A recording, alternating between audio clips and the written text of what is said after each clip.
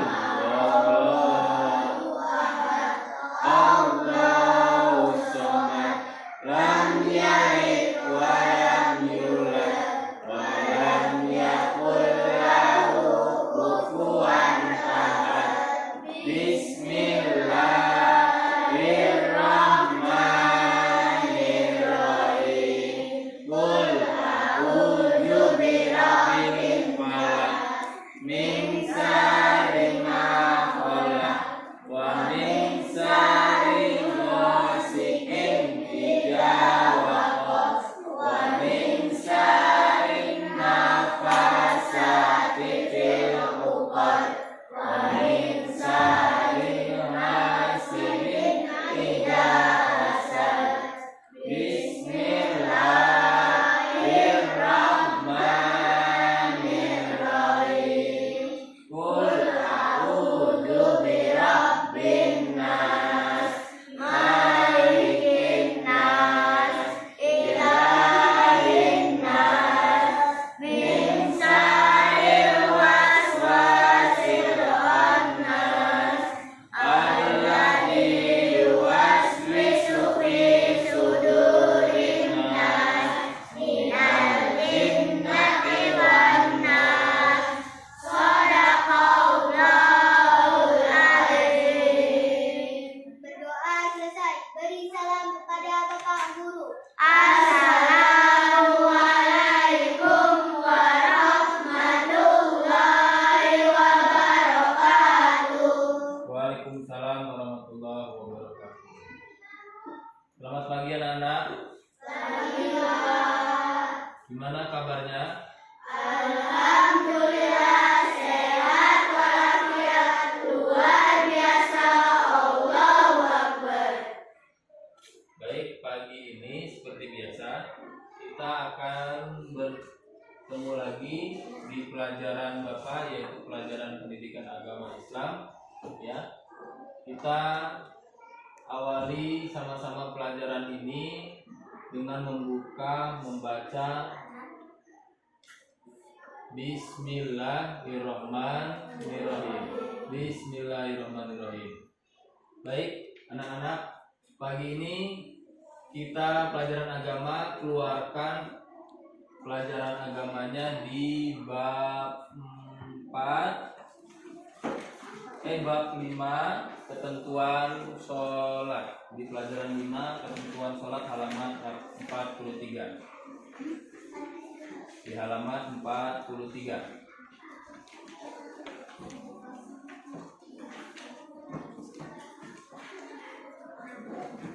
Ketentuan sholat di halaman 43. Sudah ketemu? Sudah. Baik, sebelum Bapak mulai pelajaran, Bapak absen dulu, ya. Bapak absen dulu. Yang pertama Aprilia Utami. Hadir. Adepa Mesa Azara. Hadir. Alia Rizkia. Hadir. Azam Saiful. Hadir. Aldi Prasetyo. Hadir. Tangan muafat. Basuki Bo. Hadir. Farhan Ali Dastan. Hadir. Galang Hafiz. Hafiz Andika. Iqbal Jainuri.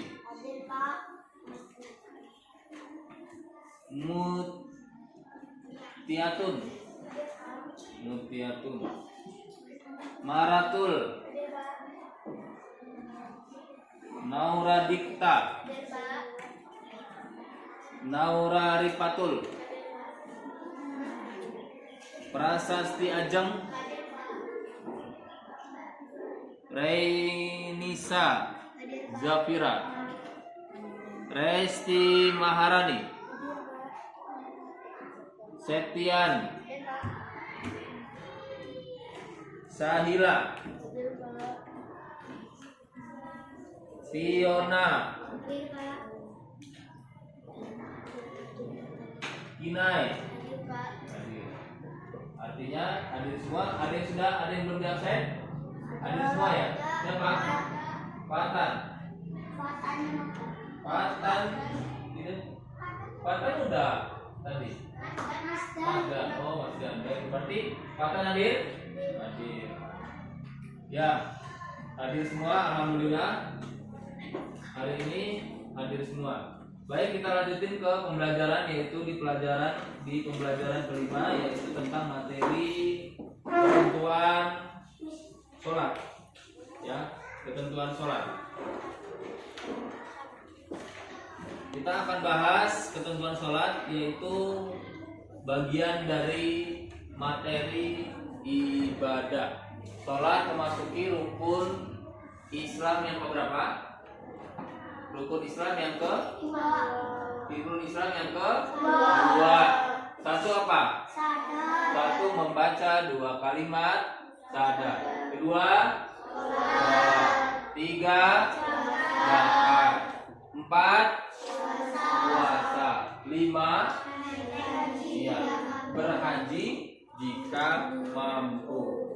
Nah, itu adalah 5 ketentuan dalam hukum agama Islam. Ada 5, yaitu membaca 2 kalimat syahadat, melaksanakan sholat, membayar zakat, puasa di bulan Ramadan, terus naik haji jika mampu. Ya.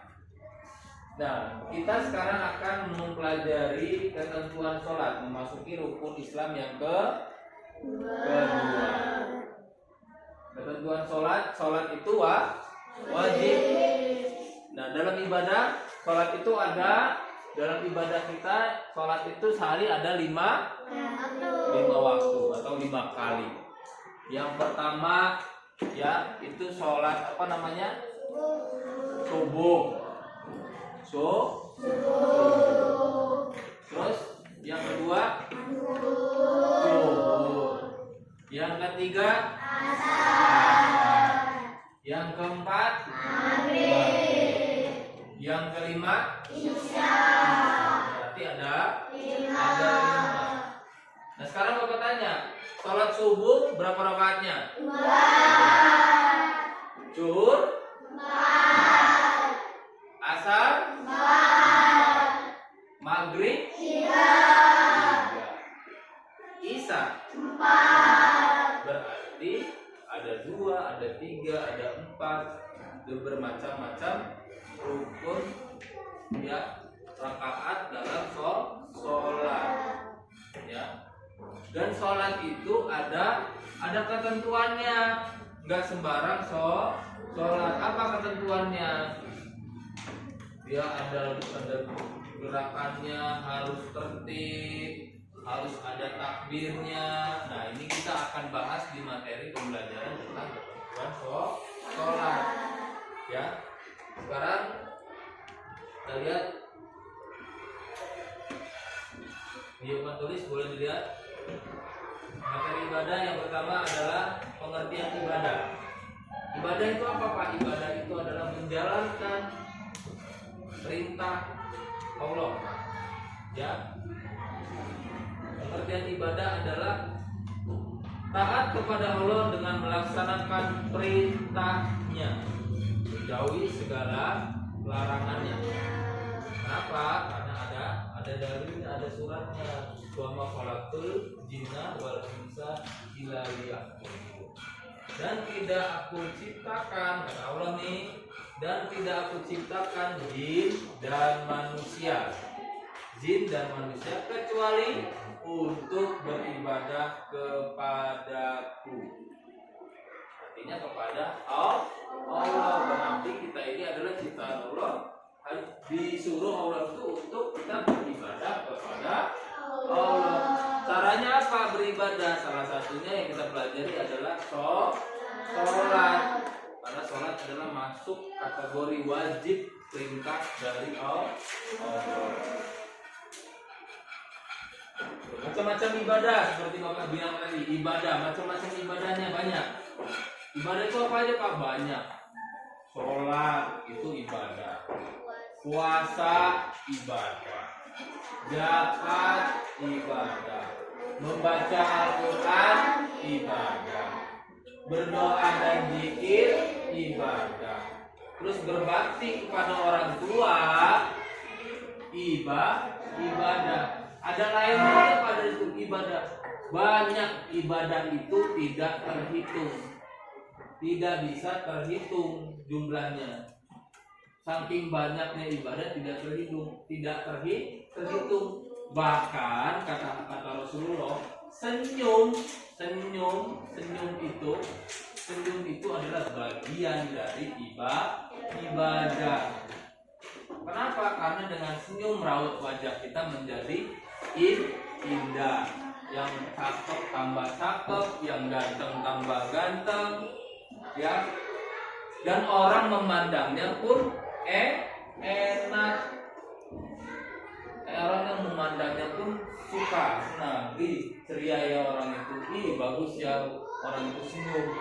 Tapi kalau tidak senyum, maka raut wajah muka kita akan berubah menjadi tidak enak.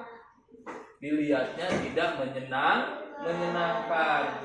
Nah, sedangkan ibadah kita ini adalah harus bisa menimbulkan refleksi pada diri, yaitu adalah menyenangkan.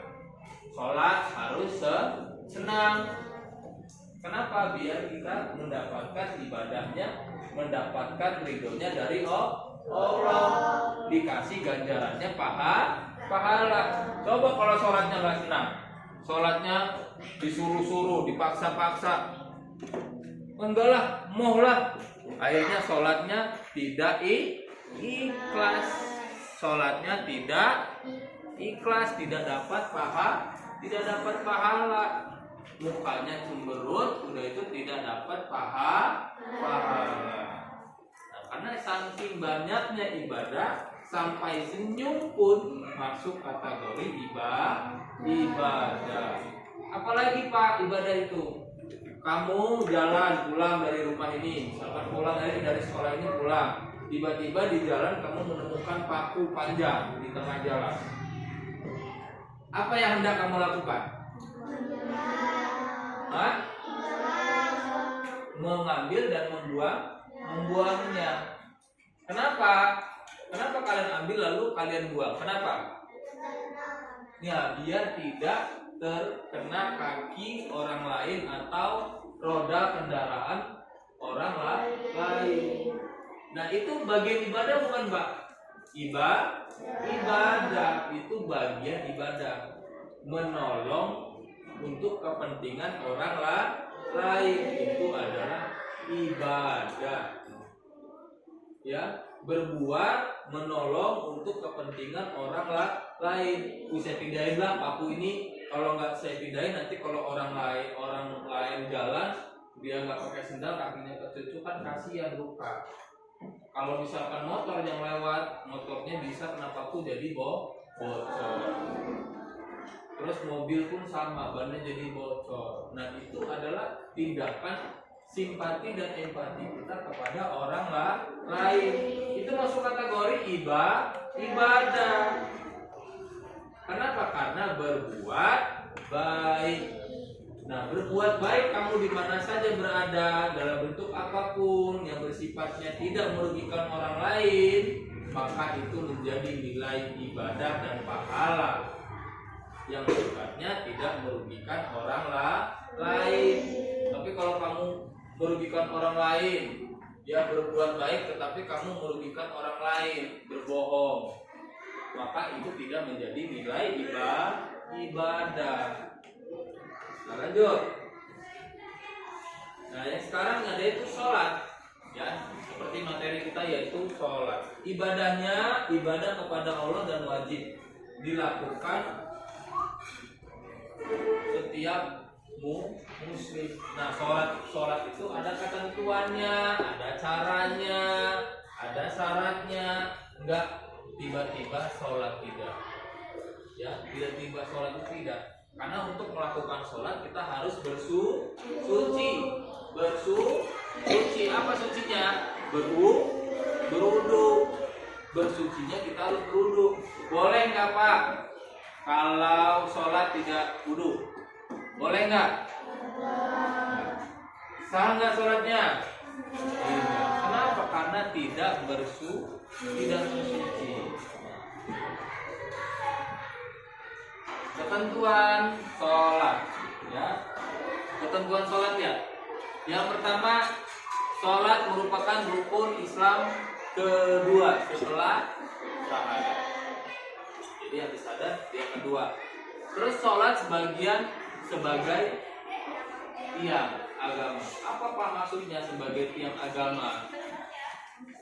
Kalau umat Islam ini ya wajib menjalankan perintah Allah dan tidak meninggalkan sholat, maka agama kita akan tetap menjadi kuat, menjadi makmur, yang menjadi kuat. Tetapi kalau ibadah sholat kita tidak kita lakukan, maka lambat laun agama kita akan runtuh.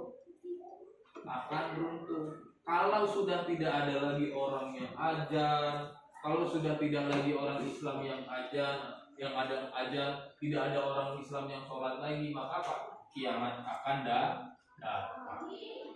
Apa kiamat datang itu? Artinya kita musnahkan. Kenapa? Karena Allah murka, tidak sesuai dengan apa tadi, tidak menciptakan jin dan manusia kecuali beribadah kepada maka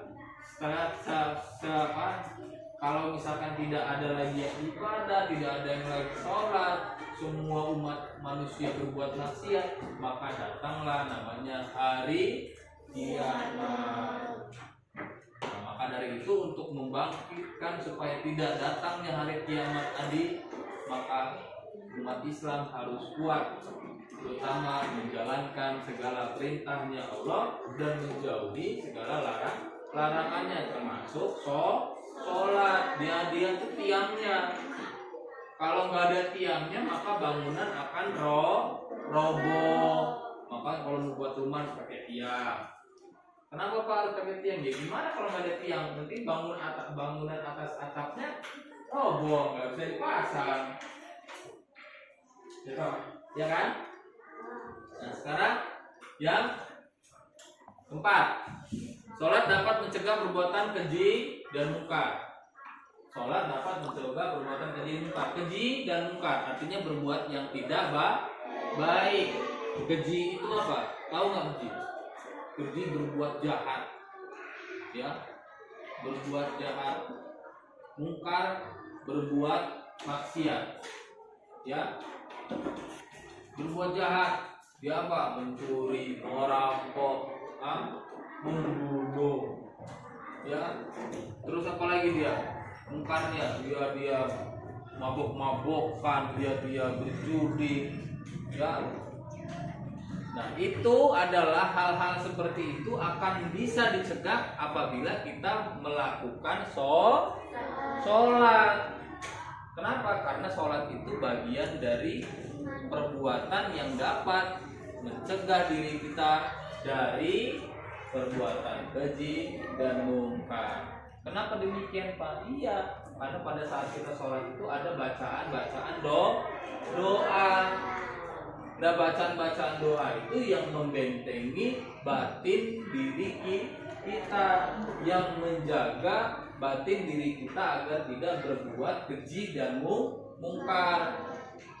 Ya, pada saat sholat apa? Takbiratul ihram. Bacanya gimana? Allahu Akbar, Allahu Akbar kabira, walhamdulillahi katsira, wa subhanallahi bukratan wa asila.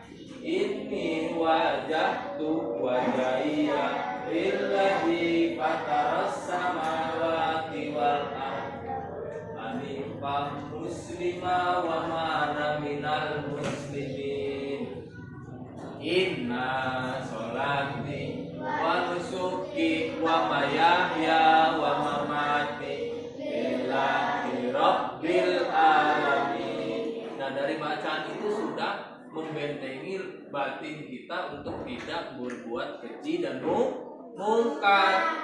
Karena kuserahkan jiwaku, ragaku, hidupku, matiku hanya kepada Allah.